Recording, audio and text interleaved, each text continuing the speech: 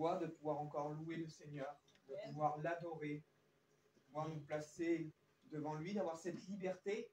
Alors, il n'y a pas beaucoup de courageux qui ont bravé le froid ce matin, mais je pense à ces époques difficiles où l'Église se réunissait dans des caves, dans des catacombes, où les chrétiens étaient persécutés. Aujourd'hui, il ne faut pas que la persécution arrive en France. Hein. Les églises se vident. Si ça arrive, mais c'est en train d'arriver. C'est même déjà là. Oh, béni soit Dieu, il faut savoir se faire violence, il faut prendre des bonnes choses. Puis la parole de Dieu va nous instruire ce matin. On va lire dans l'Épître aux Hébreux, au chapitre 11, un verset qui est bien connu, un chapitre qui est bien connu. On a déjà discuté sur ce thème, mais il y a un passage en particulier qui va nous introduire dans la pensée du Seigneur.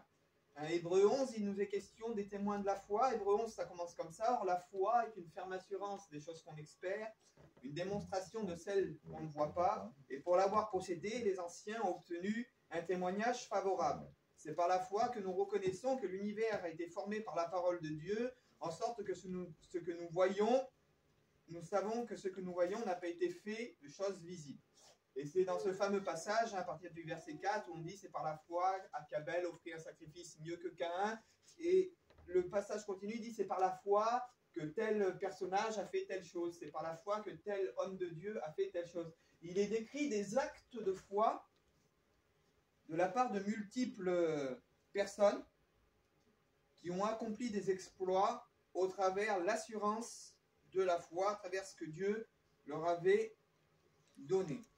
Et nous, on va s'arrêter sur le verset 23. Un verset 23 du chapitre 11. Il dit, c'est par la foi, je vous laisse le temps peut-être de trouver si vous voulez suivre. Le livre des Hébreux, c'est après Timothée, et juste avant les Pierre et Jacques, c'est le dernier épître. Apparemment, on l'aurait attribué à Paul, sans réelle certitude. Que l'auteur de l'Épître aux Hébreux est inconnu. Donc Hébreux 11, verset 23.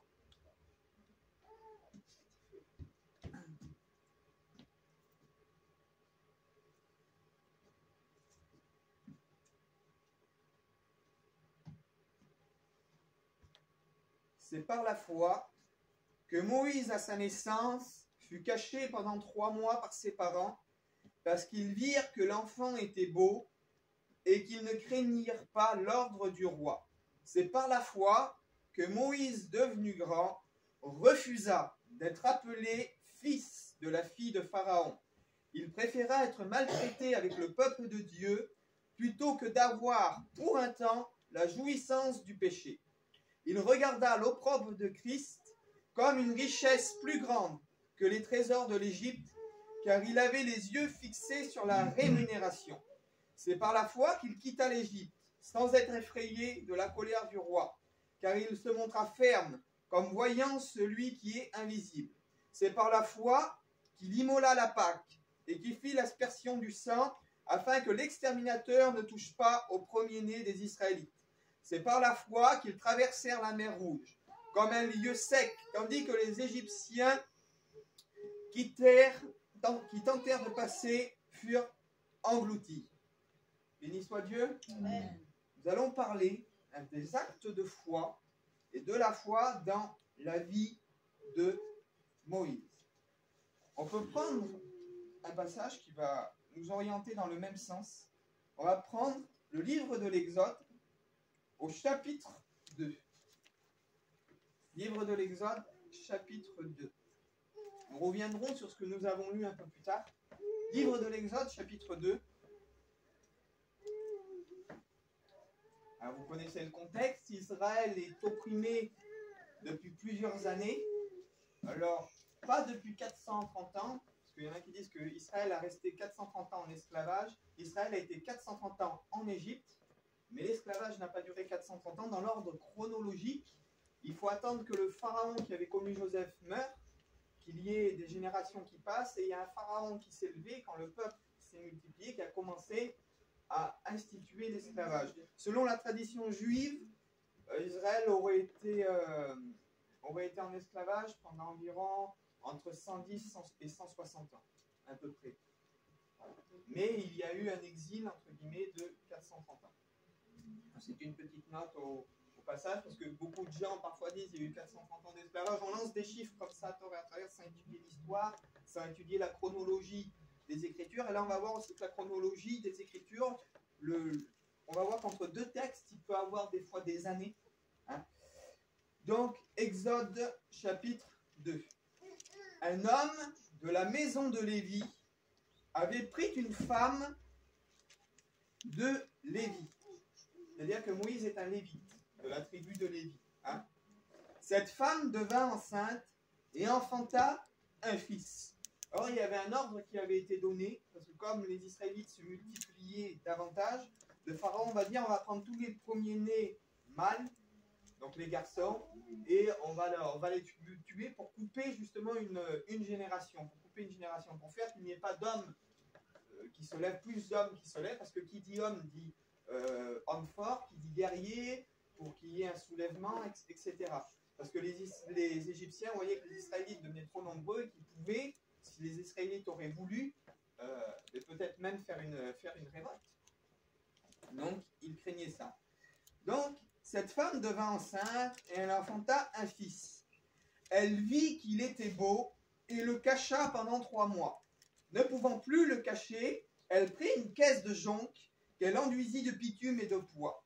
Elle y mit l'enfant et le déposa parmi les roseaux sur le bord du fleuve. La sœur de l'enfant se tint à quelque distance pour savoir ce qui lui arriverait.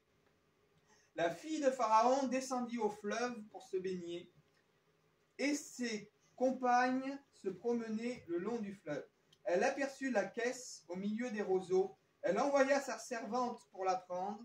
Elle l'ouvrit et vit l'enfant. C'était un petit garçon qui pleurait. Elle eut pitié et dit, c'est un enfant des Hébreux. Alors la sœur de l'enfant dit à la fille de Pharaon, veux-tu que j'aille te chercher une nourrice parmi les femmes des Hébreux pour allaiter cet enfant? Va, lui répondit la fille de Pharaon, et la jeune fille alla chercher la mère de l'enfant. La fille de Pharaon lui dit, emporte l'enfant et allaite-le, et je te donnerai ton salaire. La femme prit l'enfant et l'allaita. Quand il eut grandi, il l'amena à la fille de Pharaon, et il fut pour elle comme un fils. Elle lui donna le nom de Moïse, car elle l'a retiré des eaux. En ce temps-là, Moïse, devenu grand, se rendit vers ses frères. Il fut témoin de leurs pénibles travaux, et il vit un Égyptien qui frappait un Hébreu d'entre ses frères. Il regarda d'un côté et de l'autre, pour voir qu'il n'y avait personne pour le regarder, et il le tua. Il tua l'Égyptien et cacha le corps dans le sable. Il sortit le jour suivant, et voici 2 Hébreux se querellèrent. Il dit, celui qui avait tort, pourquoi frappes-tu ton prochain? Es-tu comme cet homme Et cet homme répondit, qui t'a établi chef et juge sur nous? Penses-tu me tuer comme tu as tué l'Égyptien? Moïse eut peur et dit, certainement la chose est connue. Pharaon apprit ce qui s'était passé et cherchait à faire mourir Moïse. Mais Moïse s'enfuit devant Pharaon et se retira dans le pays de Madian, où il s'arrêta près d'un puits. On ne va pas continuer la lecture. Nous allons nous arrêter et détailler mot à mot tous ces passages qui sont employés et voir quelles choses pratiques nous pouvons en tirer pour nos vies. Il y a un très très grand enseignement à en tirer. Nous avons vu dans l'Épître aux Hébreux, chapitre 11, verset 24, il dit que c'est par la foi que Moïse fut caché à sa naissance parce que ses parents virent que l'enfant était beau. Béni soit Dieu. Amen.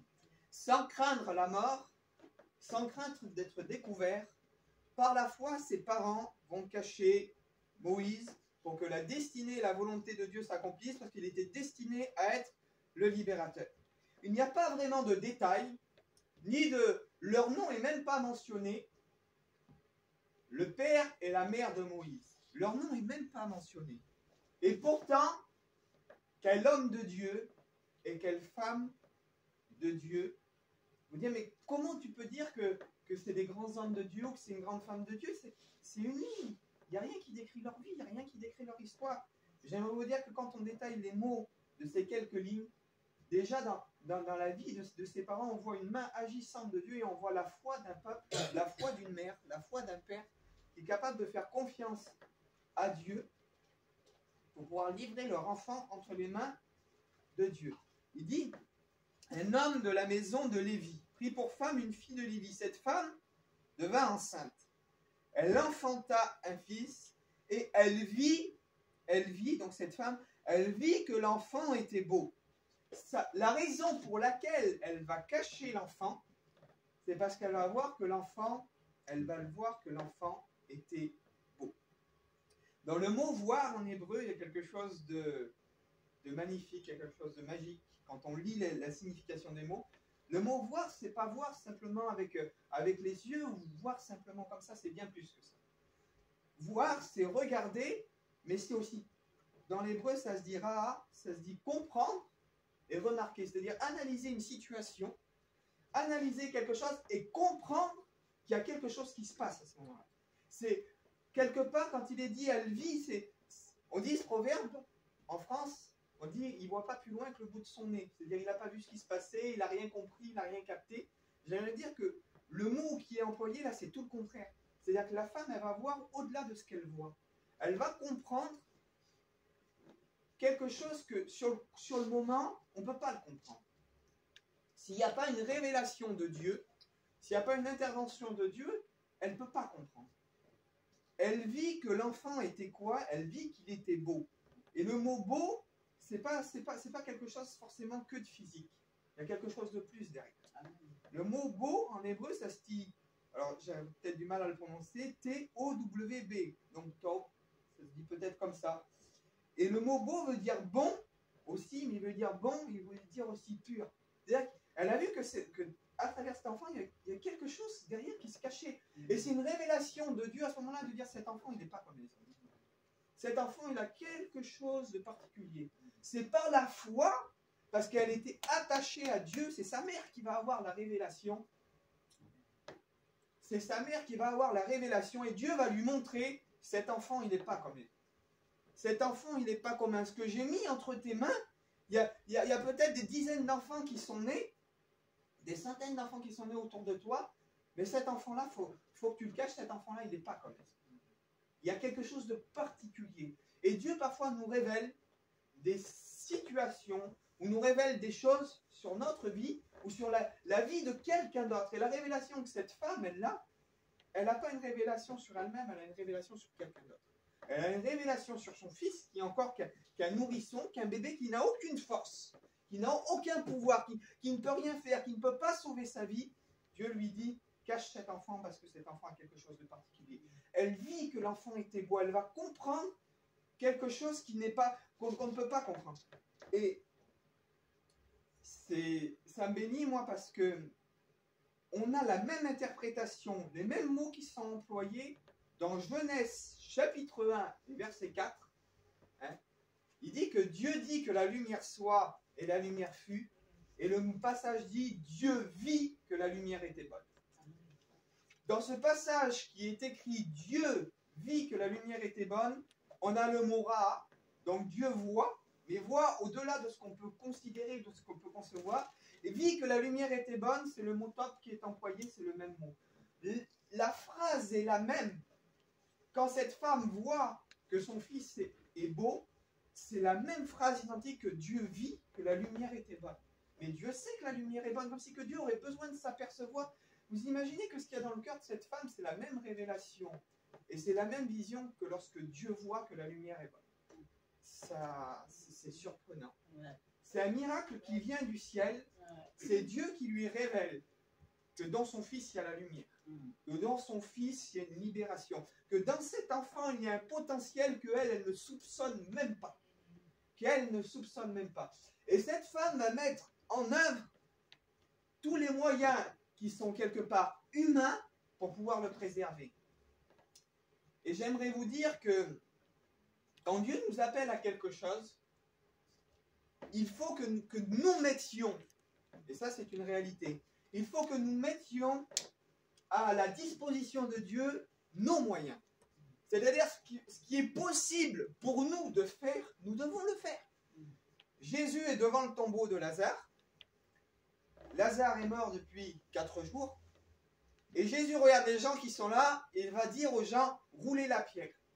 Entre vous et moi, vous ne pensez pas que Jésus, il aurait parlé, il aurait demandé à Dieu, la pierre aurait pu se rouler toute seule. Pourquoi Jésus dit aux gens, roulez la pierre? Parce qu'il faut que dans le domaine du miracle, il faut qu'il y ait une participation physique de notre part. Dieu ne peut pas agir. On va prendre ce texte, il dit, ce qui est impossible à l'homme est possible à Dieu. Mais pour que l'impossible de l'homme entre guillemets se réalise, il faut que l'homme ait déjà fait tout son possible. Comment voulez-vous que Dieu fasse le miracle si l'homme ne va pas à la limite de ce qu'il peut accomplir? Comment voulez-vous que Dieu ressuscite Lazare? L'homme ne pouvait pas ressusciter Lazare, mais il pouvait rouler la pierre.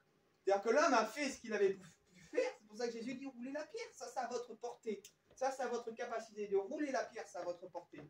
L'homme fait ce qu'il y a à sa portée. Mais l'homme n'était pas capable de ressusciter Lazare. Jésus parle à son Père au travers le Saint-Esprit et Dieu ressuscite Lazare au travers Jésus. Pourquoi? Le miracle vient lorsque l'homme ne peut plus agir. Et c'est pour ça que cette femme cache l'enfant, parce qu'elle fait ce qui est possible selon sa capacité. Sa seule capacité est de cacher l'enfant. Et le passage continue, elle dit, elle le cacha pendant 3 mois.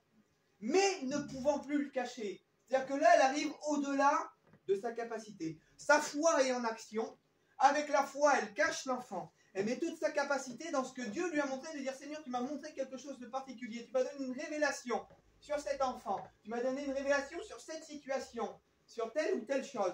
Moi, je mets ma foi dans ce que tu m'as demandé. Je fais ce que tu m'as demandé. Mais aujourd'hui, j'arrive à l'extrémité. Je l'ai caché pendant 3 mois. L'enfant commence à être grand. Il commence à pleurer, à être... Je ne peux plus le cacher. Et aujourd'hui, Seigneur, je m'en remets complètement à toi. Elle va prendre l'enfant. Ne pouvant plus le cacher, elle prit une caisse de jonc, qu'elle enduisit de bitume et de pois. Elle mit l'enfant, elle le déposa au bord du fleuve. Et la sœur de l'enfant va le suivre. Il y a quelque chose de très bénissant et de très instructif. Il faut savoir qu'il y a une coutume égyptienne, parce que vous le vouliez ou pas, malgré qu'Israël priait toujours Dieu, cherchait toujours Dieu, il était assimilé en Égypte. Et il y a certaines coutumes qu'Israël avait dû adopter qui étaient propres aux Égyptiens, entre guillemets. Il y a une coutume en particulier, c'est que quand quelqu'un meurt, vous pouvez regarder ça sur Internet, notamment on faisait ça pour les pharaons, on mettait le corps du pharaon dans un sarcophage, mais de jonc, etc. Et on le laissait descendre le Nil, en fait, jusqu'à la sépulture, jusqu'à la vallée des rois, on accompagnait le cercueil. Et en fait, ça arrivait souvent, au lieu d'enterrer un mort, on le livrait au Nil. C'est-à-dire, on le déposait sur le fleuve, et on laissait le sarcophage ou le cercueil défiler le Nil et aller jusqu'en bas. Parce qu'on dit, pourquoi elle a fait ça? Ça n'a pas de sens. En fait, elle est en train de dire, Seigneur, mon enfant, pour moi, il est comme mort. Je te le donne, dans le sens où moi, je n'ai pas le moyen de faire vivre cet enfant. Et elle le met à l'intérieur comme si il était mort. Elle l'abandonne au Nil. Et c'est-à-dire que ce qui est censé apporter la mort, va apporter la mort aux Égyptiens en réalité. Dieu est en train de se moquer des Égyptiens en disant, par quelque chose qui doit aller jusqu'à la mort, cet enfant il est abandonné au Nil, il est abandonné à la mort en réalité. Parce que cette femme ne peut pas aller au-delà de ce qu'elle pouvait faire. Et elle confie en réalité quelque part à Dieu, mais elle tourne, la coutume des Égyptiens, elle la tourne en dérision quelque part, de dire je livre à la mort, Seigneur, mais c'est à toi d'en prendre soin, c'est à toi de faire. Et la petite fille suit donc ce sarcophage qui se bloque certainement dans les roseaux, à arriver à un moment. Et c'est pour ça que la fille de Pharaon, elle est étonnée, parce qu'elle entend pleurer. Certainement, elle doit entendre pleurer. Elle dit, mais comment c'est censé être un sarcophage? C'est censé quelque chose où règne la mort, mais il y a quelque chose de bizarre. Et c'est pour ça qu'elle le dit, et elle voit que c'est un enfant, que l'enfant est en vie en réalité. Et elle se met à recueillir cet enfant. La question que je me pose, et puis ce qu'on peut aussi en retirer, c'est sommes-nous capables de discerner le bon dans ceux qui nous entourent et de les abandonner à Dieu sans moyens humains?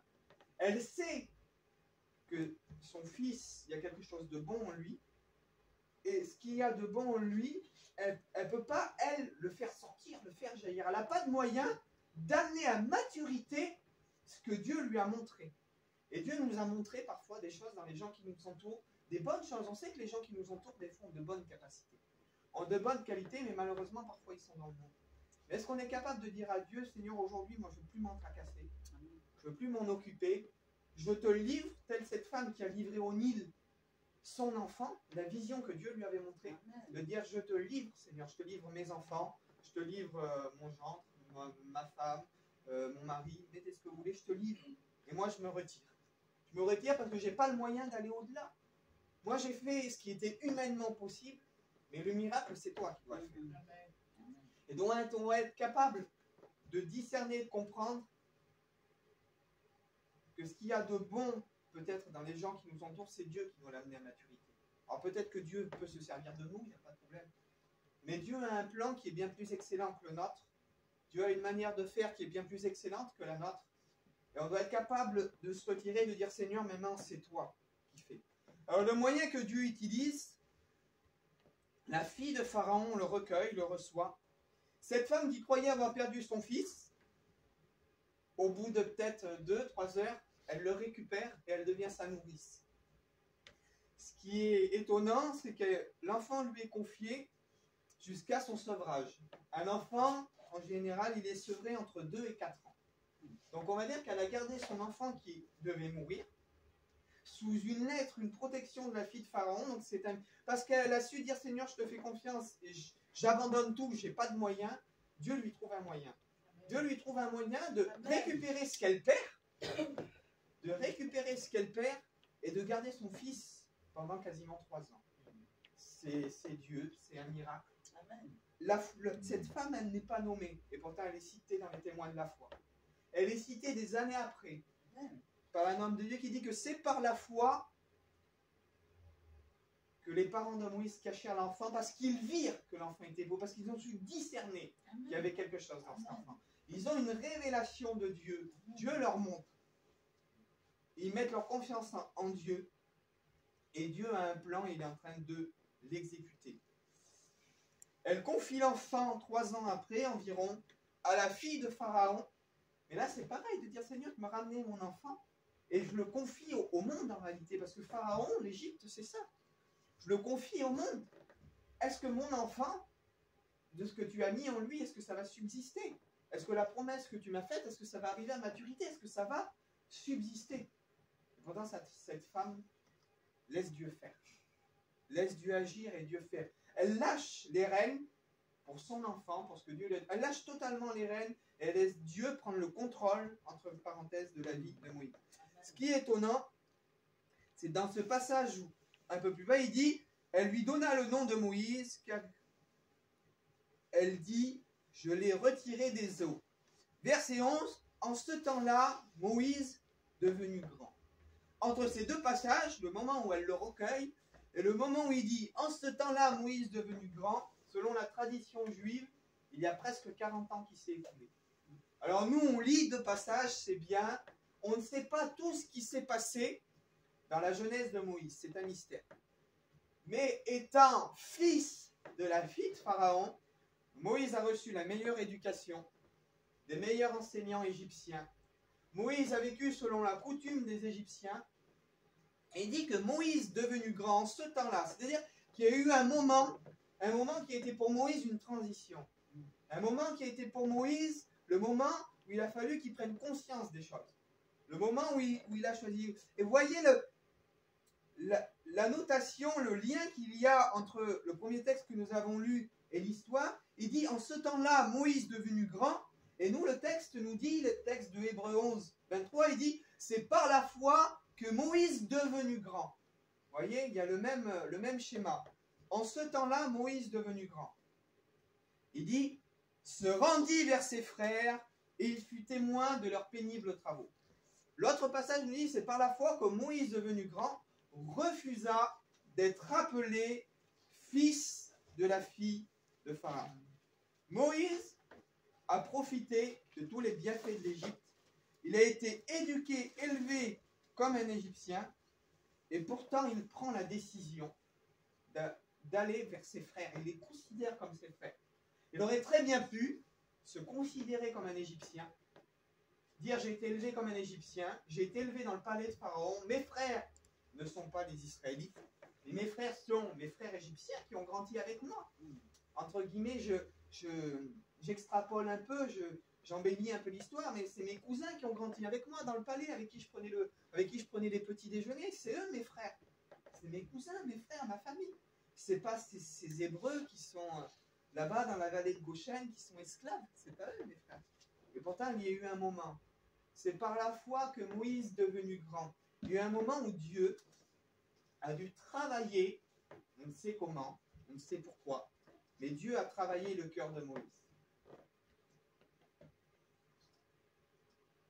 Quelle foi il faut avoir pour savoir qu'on a le pouvoir d'un Égyptien, savoir qu'on a été élevé par la fille de Pharaon, qu'on jouit de privilèges, de choses, d'une autorité quelque part supérieure, et de venir se rabaisser volontairement au rang d'esclave.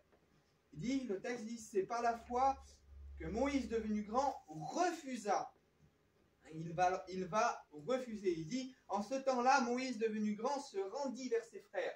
Il va refuser d'être appelé fils de la fille de Pharaon. Il va se rendre vers ses frères. Il va se mêler aux Hébreux. Il va se considérer comme leur frère. Et ça, c'est un acte volontaire. C'est d'une décision que Moïse prend volontairement par la foi. Parce que le Dieu des Hébreux s'est révélé à lui. Parce que Moïse, on ne sait comment, on ne sait pourquoi, mais Moïse connaît Dieu à ce moment-là. Parce que c'est par la foi que Moïse, devenu grand, refusa d'être appelé fils de la fille de Pharaon. Par la foi, Moïse, devenu grand, refusa. Le mot refuser, ça, en grec, parce que le passage d'Hébreux 11-24 est en grec, et ça se dit arnéomai, ce qui veut dire renier, nier, renoncer ou refuser. C'est-à-dire, il renie complètement l'éducation qu'il a reçue pendant 40 ans. C'est pas un enfant, là. C'est pas une crise d'adolescence. C'est pas une crise d'adolescence d'un gamin de 13, 14 ans qui est t'es pas mon père, t'es pas ma mère, je te connais pas. Non, c'est un homme de 40 ans, quasiment, qui se pointe et qui dit toute l'éducation que j'ai reçue, avec le respect que je vous dois, c'est de la foutaise, c'est de l'idolâtrie, ce sont des choses égyptiennes, j'ai rencontré le vrai Dieu, et je renonce à tout ce que l'Égypte a pu m'apporter, je renonce à ma notoriété, je renonce à mon pouvoir, je renonce à tout ce que le monde peut m'apporter volontairement, je refuse même le titre de la fille de Pharaon, fils de la fille de Pharaon, c'est-à-dire ce titre que le monde me donne, ce pouvoir que le monde me donne, je le regarde aujourd'hui comme de la boue.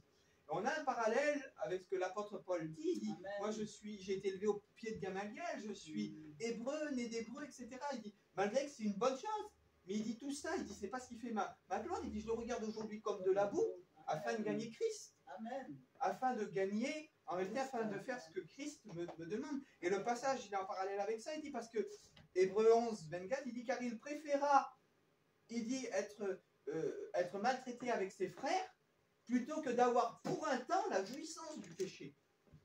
J'en suis persuadé, excusez-moi, mais que Moïse claquait des doigts, oui, une fille dans la rue, il l'avait. Il était fils de la fille de Pharaon. Amen. Moïse, il manquait pas de nourriture, il renonce à tout ça. Imaginez un peu, parce que nous, on lit, ça a été facile pour Moïse, on lit comme ça. Quand on s'arrête sur les textes, sur les mots, sur les passages, on réalise vraiment que Dieu a été un Dieu agissant et puissant, et on voit, au travers ses parents, l'acte de foi de ses parents, où ça a amené Moïse. On voit que si Dieu commence à prendre une œuvre en main, si Dieu commence à prendre une destinée en main, si Dieu commence à se mêler d'une histoire, croyez-moi qu'il va l'amener au bout. Alléluia. Indépendamment de notre volonté, amen, indépendamment de ce que l'on pourra faire, amen, si nous obéissons et que nous lui faisons confiance, Dieu va l'amener au bout. Amen. Quand même, c'est ceux qui auraient pu voir Moïse dire, mais lui là, qui est dans le palais de la fille de Pharaon, jamais il viendra vers nous. Jamais il s'intéressera à notre cause. Lui là, pour qu'il rencontre Dieu, il est fils de la fille de Pharaon, il jouit de tout ce que les Égyptiens jouissent, il est riche, il mange à foison, il est prince d'Égypte. Il faut arrêter 5 minutes. Pourtant Dieu avait une destinée pour cet homme-là. Amen. Ne prononcez pas des paroles de malédiction sur les gens qui vous entourent. Pourquoi je dis ça? Lui là, un tel, avec la vie qu'il a, jamais il viendra à Dieu. J'aimerais te dire que peut-être Dieu a prononcé des paroles sur cette personne, que toi tu ignores, que toi peut-être tu ne sais pas.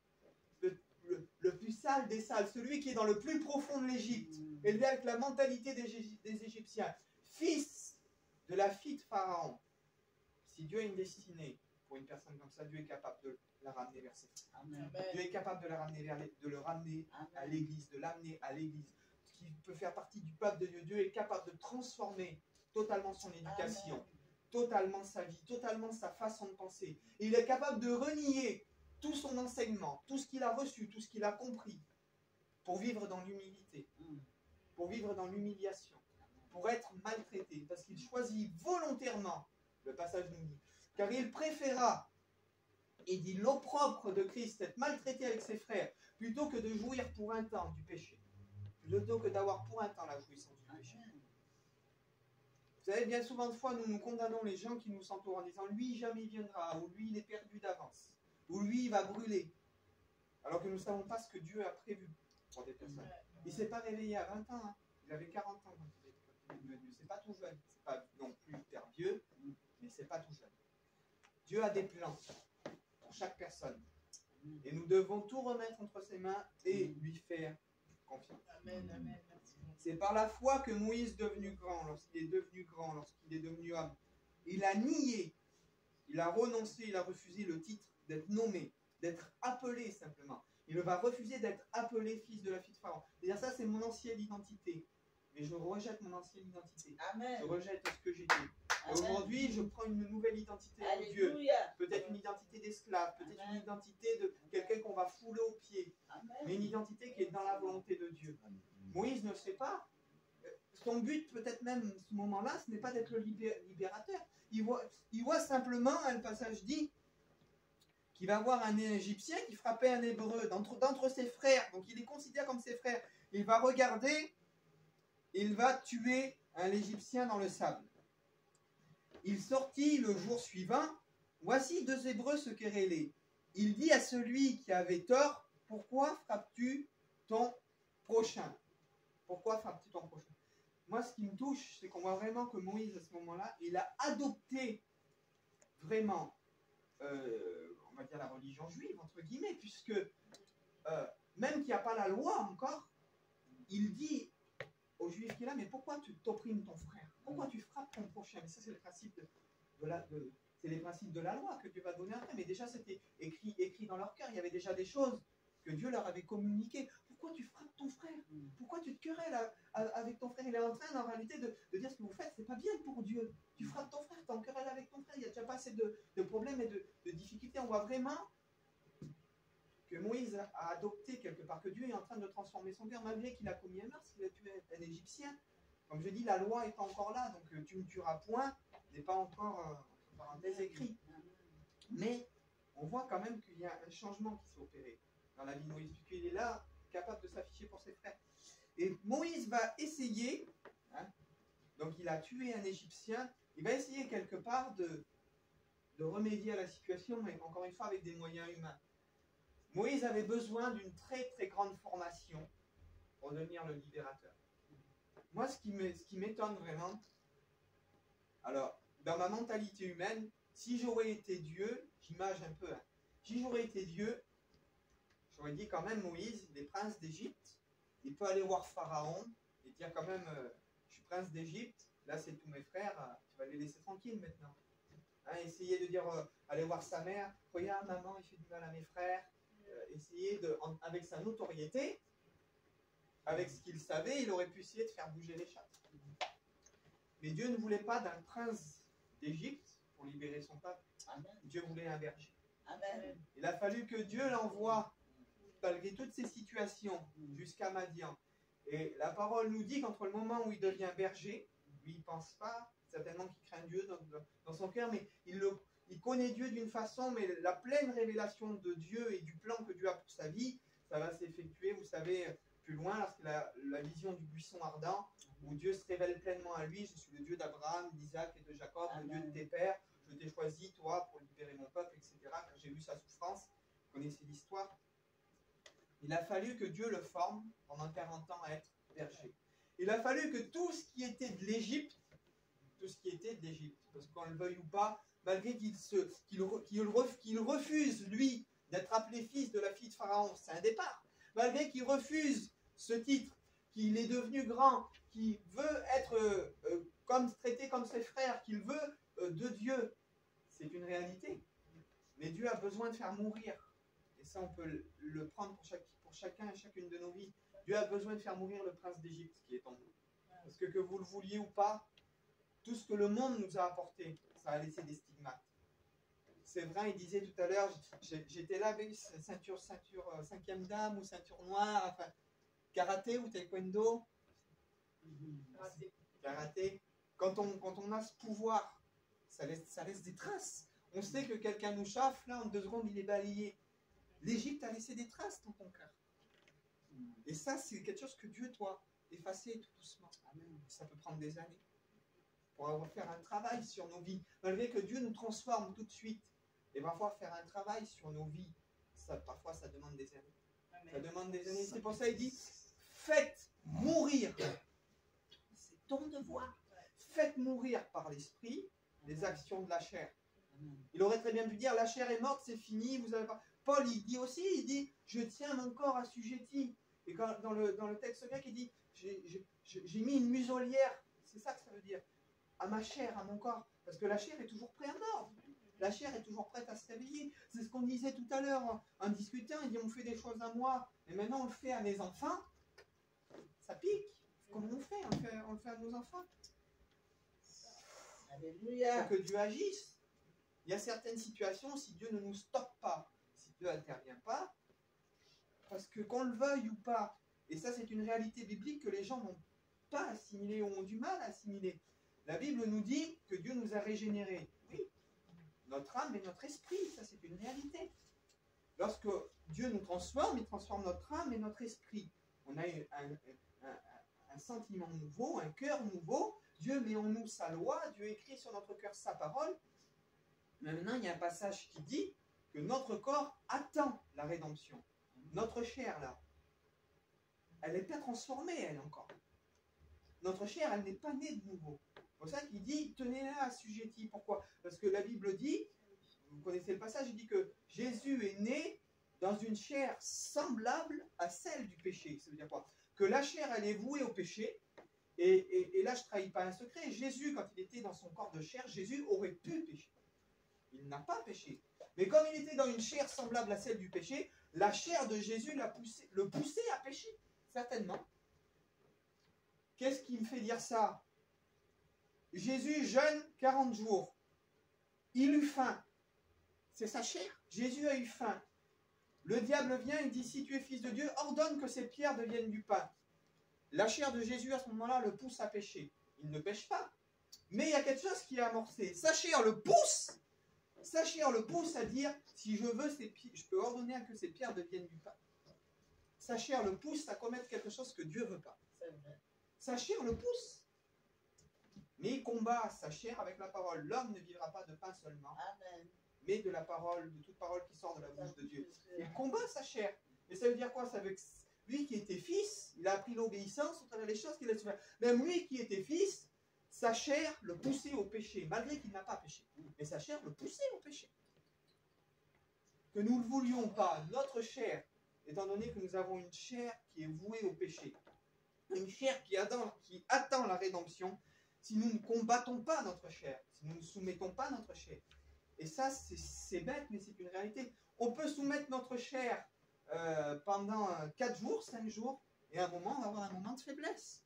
Un moment où on n'a pas beaucoup prié, un moment où une situation nous surprend, un moment où l'ennemi nous surprend plus fort que d'habitude, une situation qu'on n'attend pas, et puis on tombe dans un piège à cause de notre chair. Et ça, c'est une réalité. Ça, c'est une réalité.